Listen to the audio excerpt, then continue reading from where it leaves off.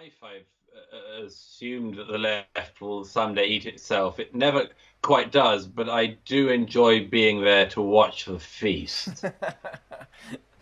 Yes, me too. Um, you know why it'll eat itself for reasons. I lay some of them out in the madness of crowds because they are trying to do things that are simultaneously contradictory, and they just can't work. I mean, the fact is that that the trans thing is not straightforward. It's not just trans women are women, suck it up. Yeah. Much more complex than that. It doesn't have to be nasty. It doesn't have to make anyone feel bad. It doesn't have to mean anyone gets killed. It just means we have to be honest about facts. And they have been trying to do something with the trans thing, which has come up against gays and it's come up against women, and that has finally been noticed. I think that there's an awful lot of ruin in political movements, and they can run along for a long time eating themselves. I I mean, it's not my tribe. I'm not that I particularly feel of any special tribe, but uh, I would just say that all sorts of things have come from the left, and and indeed some good things, and there is a view of the dialectic of politics that the left comes up with a set of proposals, some of which are legitimate and some are not, and the right, or at least conservatives, contend with them, and in the result of that fight, the worst ones fall away, and the better ideas get accepted and end up moving through the process. That's one interpretation of it, and if you do believe that's the dialectic that occurs, and there is something in it, then you need a healthy left to come up with Hmm. legitimate rights claims that the right should then contend with and accept the better ones of. And can I just give you one very Yes. quick? Yeah.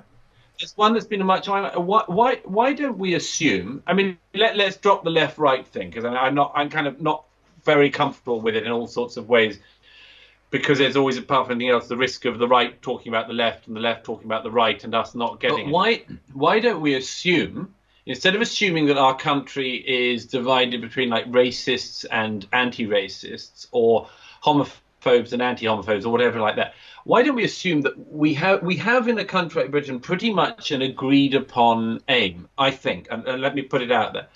I think an agreed upon aim in our society is that we think across the political spectrum that somebody of ability should not be held back from attaining what they can achieve in their lives due to any character trait over which they have no say.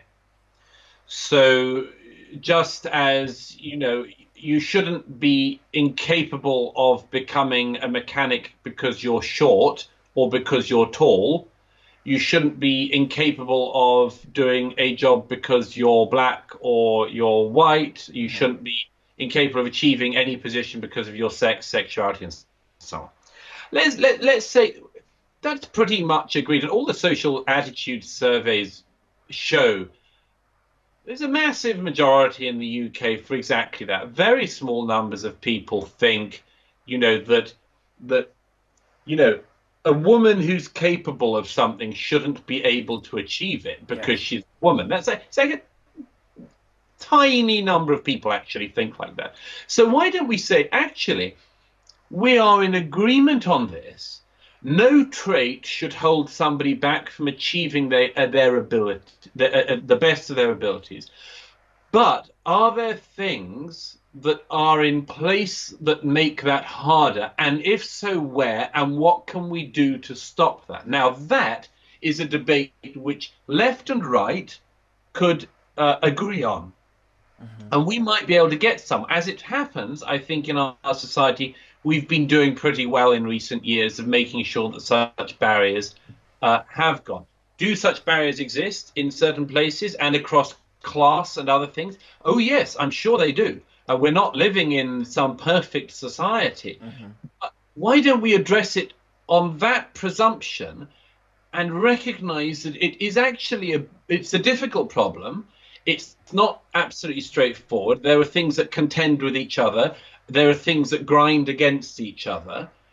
But try to solve problems like that. I mean, when was the last time you saw a television program on the BBC or anywhere else where actually people were trying to solve a problem like that? It never happened. No.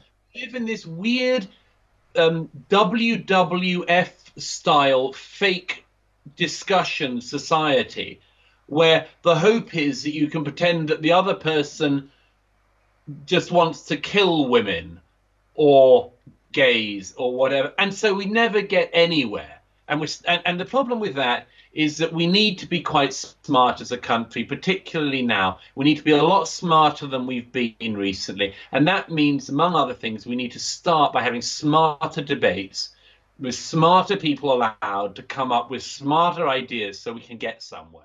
We will make America great again.